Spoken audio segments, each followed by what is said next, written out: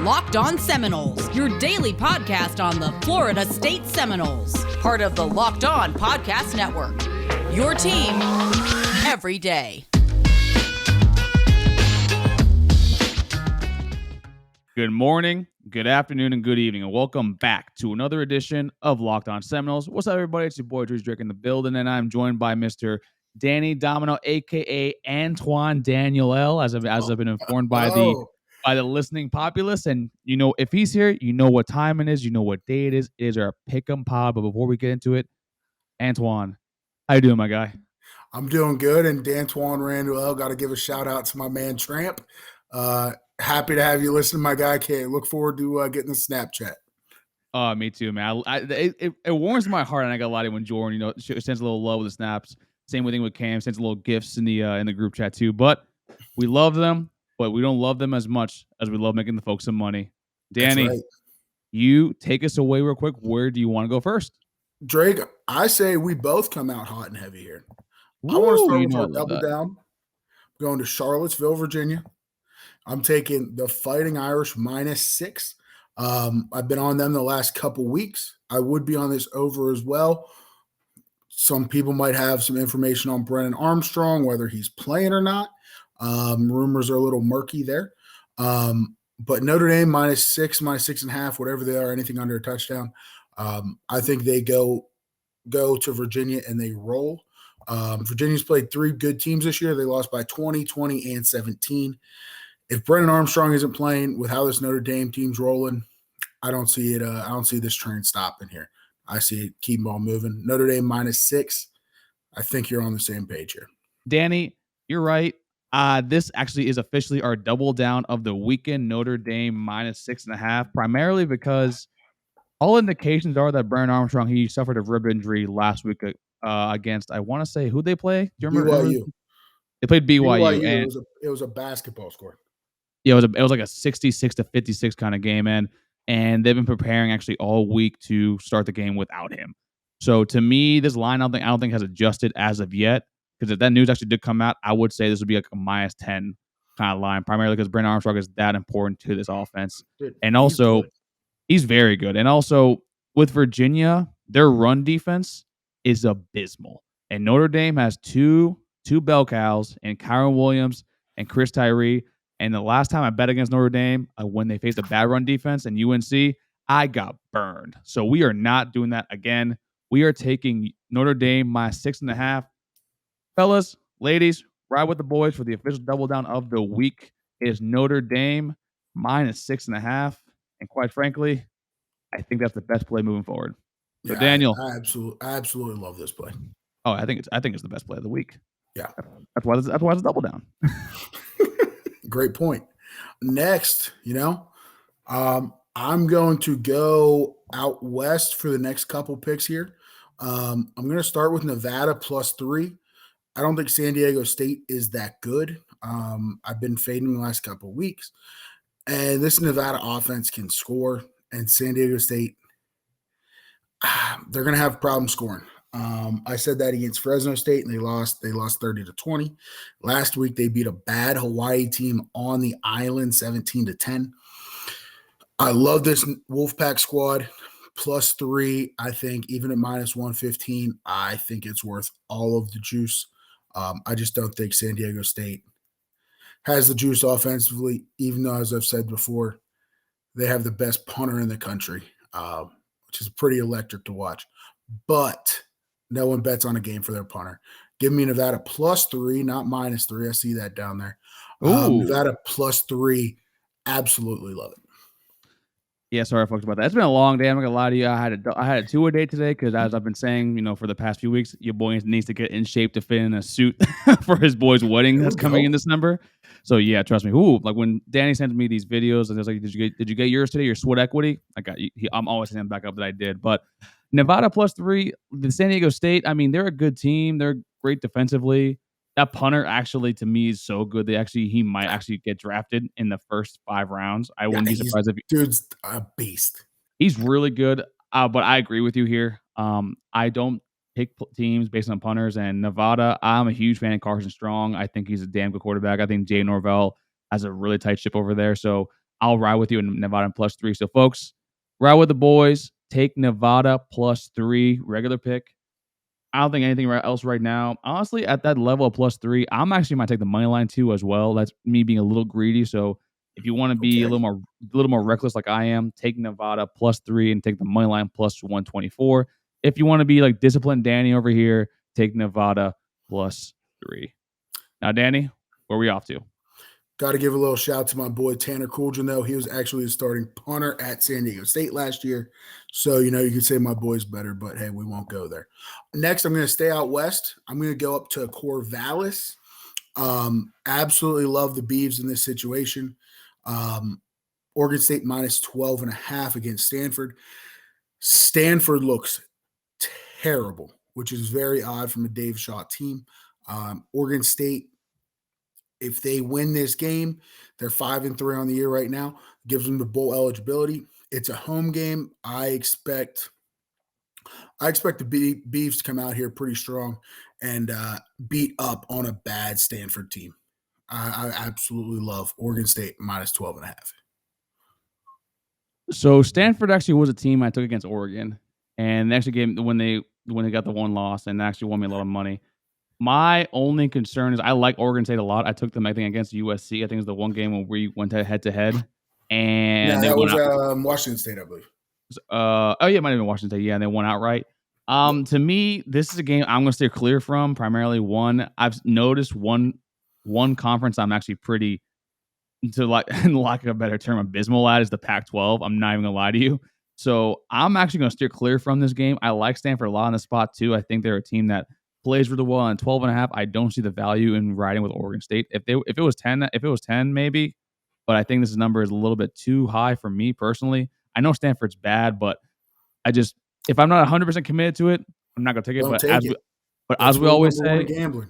exactly. And I'm going to send all my positive vibes to you because I love seeing my boys make some money. And you're the VP to my presidency as the United States of Units over here. So, folks, take Oregon State -12.5. Ride with Danny Dimes, Danny Unit, Antoine Daniel at Oregon State -12.5 is the pick. Now, Danny, where are we off to next? We're going to start gradually making our way back to the east here. I'm going to make a stop in Bowling Green, Kentucky. It's been a while since I've been there. I don't know if I think this game is actually down in Houston in Rice. Hilltoppers -18.5. Give me Zappy for president, for Heisman, for any awards you want to give them. This team is rolling. Rice has gone to overtime and lost their last 2 games against a bad Conference USA teams. Western Kentucky is making trash out of bad teams. I fully expect this game to go over the 3 touchdowns. I don't think this will be close. And Western Kentucky might hit this over themselves at 61. Give me the Hilltoppers -18.5. Let's get it rolling. I'm back on board. Yeah. I mean, I've already put no, I don't know. I'm actually tempted because Rice is that bad. Yeah. And I was looking at the total too at 61. I just think it's a high number, but you're right. Western Kentucky can hit that, by themselves. Bailey Zappa is a damn good QB. I think he has 37 TDs on the year, which is absolutely ridiculous. It's absurd. It is absurd, and they have the good Helton coaching them over there. I think Tyson Helton's the head coach at Western Kentucky. So at 18.5, I'm really tempted to take. I will preface this before you please say do. Anything. I'm scared that this is a prime look-ahead spot for Western Kentucky. Their next 2 games are going to decide if they play in the Conference USA Championship because it's against FAU and Marshall. So they do have a prime. This is a prime, if you believe in them, prime look-ahead spot right here. You're speaking my language then, because I'm a big promoter. Prime You're a big look-ahead guy. You know what? I'm gonna take it, Let's folks. Go. Let's ride. Ride with the boys. Western Kentucky -18.5. I am back on this train, but Danny, look at me in the eyes right now. If this misses again, this team is dead to not only myself again. It's off the pod. You cannot pick this team at any time for the rest of the year. Hey, all I'm saying is we're 0-2 on them. Both times they were the bankroll builder, and both times they cut the spread. That's a fair point. Okay, So, you know what? And third time is the charm, and hopefully the charm strikes with Bailey Zapp at the helm. So, folks, take Western Kentucky minus 18.5. Look at the total of 61. I'm not going to play that, but that's a little tempting for some because I'm not going to lie to you. Danny is right. Western Kentucky is prone to hit overs by themselves because they are the epitome, the definition on offense of all gas and no brakes. All right, Daniel, where are we off to next? I'm going to go to the bank here. Scares me with this play. Going to the bank, building up that bankroll. Give me the Noles, whatever their money line is. Give it to me. I think this is a big get-right game. I don't think Miami's good. Van Dyke's been playing phenomenal. I know you guys have been talking about him on the pod. He's been playing out of his mind the last couple of weeks. But on the road, I think his good games have been at home. On the road, in Tallahassee, 3:30 kick. And with all the recruits that Norvell and co. are bringing in this weekend, you got some big names that I don't think anyone was really expecting. That tells me they're feeling confident. This is sort of like the Notre Dame game where they're like, hey, we know this is going to be a game that we can win. We need people there. And I think they didn't win against Notre Dame. I think they close it out here against Miami. What are they at now? Plus 115? They're currently at plus 115, correct? Yeah, I think I personally love this. But to tie into it, I like the over as well. I think Van Dyke's going to hit people on a couple deep routes, which, we all have our own thoughts on Adam Fuller, but I love what he's been doing. The players are there to make the plays. They just aren't making them. Hopefully in this game they do. But Charleston Rambo's is a problem. But the other problem Miami has is their tackling. And if you get Jordan Travis, you get Corbin, you get Trayshawn Ward out in space, they're not easy to tackle to start with. They're not. No, Jay Sean's going to get one of those inside zones where he's one-on-one with the safety. He's going to have James Williams in there. No disrespect. That kid is going to be a stud. If he plays on him or Avante, I forget which one might not play. Either way, they're their safeties. He gets downhill on them. He makes a cut. Man, I can just hear the war chant now. So give me the Noles plus 115, plus 2.5, and give me the over 61. I'm expecting some fireworks in Doak. So I have it's not that flip-flop. I think this game is extremely winnable, as I said, all week. I mean, I was kind of preaching the let's keep it competitive, keep it close. And then, as I look more at this team, the Miami team, no, we should absolutely not only beat them, in my personal opinion, we should demolish them. And I understand that Tyler Van Dyke is really good. I think Tyler Van Dyke actually is going to be a problem next year. I think this is his first year actually fully under center, with the playbook. But I think Rhett Lashley is going with what he's known best for with the explosive plays. You're right. I would not be surprised if we see Jerry and Jones or Travis J or even Brownlee get burned. If they get burned, it's based off a good design by Lashley over there. Yeah, I completely agree with that. But that number's screaming for you to take Miami with the hook. It's screaming for you to take Miami. So this to me is a very, very definition of a trap game. And I'm not. I was thinking earlier, before we started recording, that maybe I should, just for the show, take Miami, because apparently, whenever I, take Miami for something, they lose. So I'll keep that juju going. But I can't.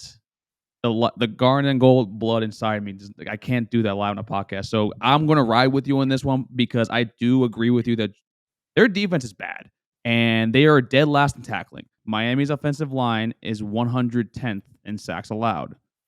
We're tied for the same thing as with Jordan, but that's mainly with Mackenzie Milton taking sacks, so inflating that number. They're also 112th in quarterback hurries. With Jordan Travis, we're only 84th. And not only with that, they haven't faced a defensive line with Tyler Van Dyke under center as good as ours since Michigan State. And even our line's better than Michigan State's. And they had De'Aaron King then too. And they had De'Aaron King, a mobile quarterback, when he was able to move. He wasn't the same speed as last year, but to me, Tyler Van Dyke, he can move, he can scramble. That's fine. I'm fine with him doing that, because I'd rather him gain 5 to 6 yards on the ground if it's second and 10 or third and 6, primarily because I don't want to see him connecting with Rambo, because you're right. Rambo can be a damn problem because that kid's really damn good. Folks, this is a game that's extremely important because we have all these kids coming in. We have all these players coming in, all the former legends, whether it be Walter Jones or, as he was saying, we have Cavante Goodwin, we have Nigel Kelly, Marvin Jones Jr., kids that we need to see, we need to not only flip or get them committed to our school. And this is a prime spot because this Miami team isn't good. Their defense is bad. And that shows you the state of actually how good the team is when the head coach's calling card is a defensive coordinator. So I'm riding with Danny on this one. This might be the triple down of the week because I feel super confident in this pick. Take FSU plus 2.5. Take FSU plus 115. Take the over 61. There's gonna be some fireworks and doke on Saturday, and can't wait to watch this game. I'm fired up. I am. Let's go, baby. I'm fired up. Woo, we're pumped up here, baby. We're pumped up. Danny, before we go to the 6-shooter, I think you have one more bet for the folks, and I think it's time to let the dogs out. Yeah, dogs are barking. Shout out Baja Man who let the dogs out. I did. Danny Domino did. Give me Georgia State plus 11.5. Coastal supposedly is not going to have McCall in playing. The coach is sort of iffy about it, but it sounds like he's looking forward. They have a bye week after this one.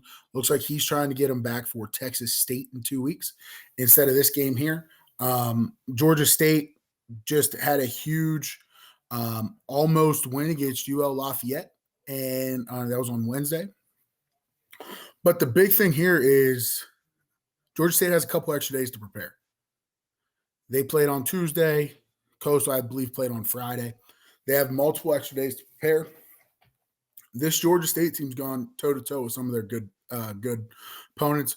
They're beating Auburn in the fourth quarter. Probably should have won that game. TJ Finley came out and bailed the Tigers out. They should have very well beat UL Lafayette last week. I think this team's vibe. I think this team's good.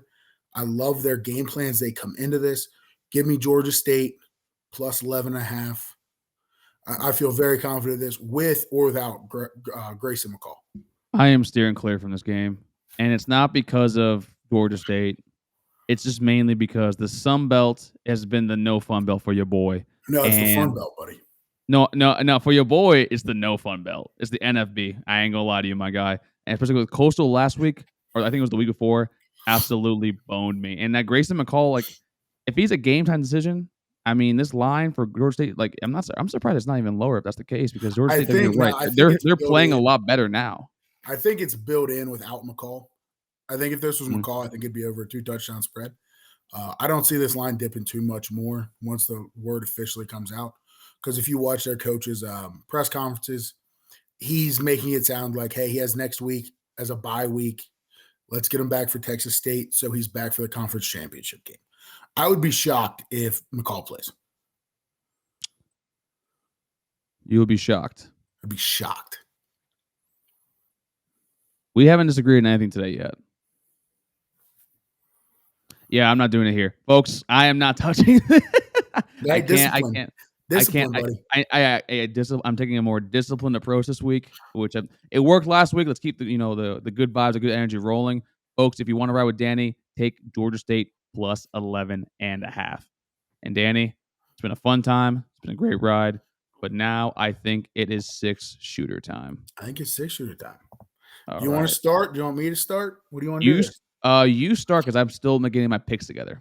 All right, Danny. Our time together is coming to an end for the week, but we will be remiss if we did not do our 6-shooter salutes to yourself, to myself, and get the folks some more money for the whole thing. So, Danny, let me know when you're ready to go. Give me a countdown, big dog. All right.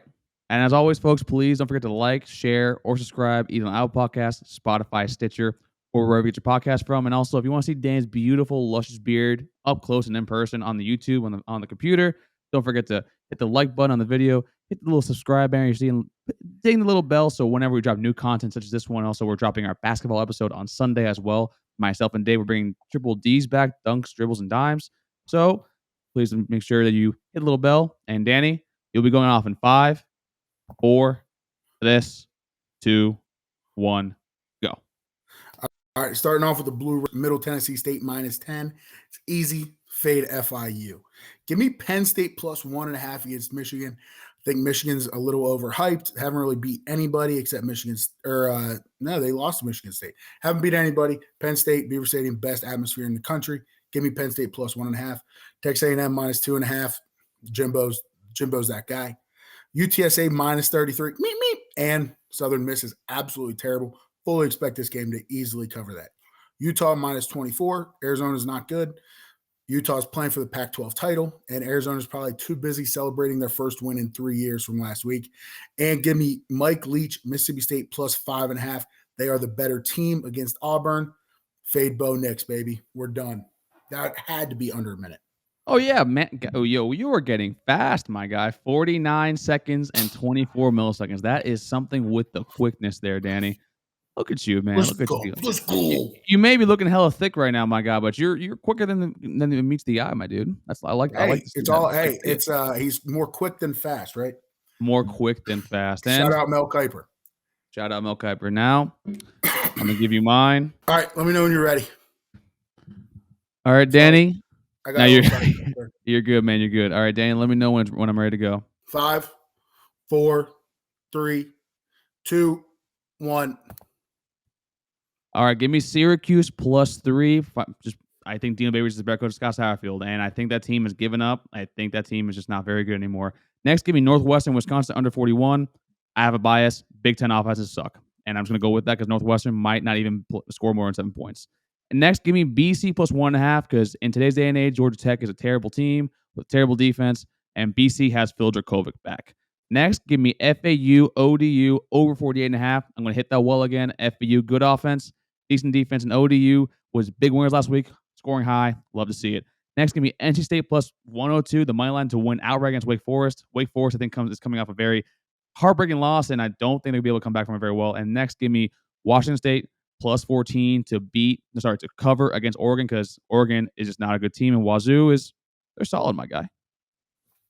Man, you were pretty good there too. I got you just under 54 seconds. Damn, you beat me by 5 seconds. I ain't gonna lie to you, Danny. You're the quicker one out of two of us. I like it. Yeah, I'm sad. South Dakota State just lost.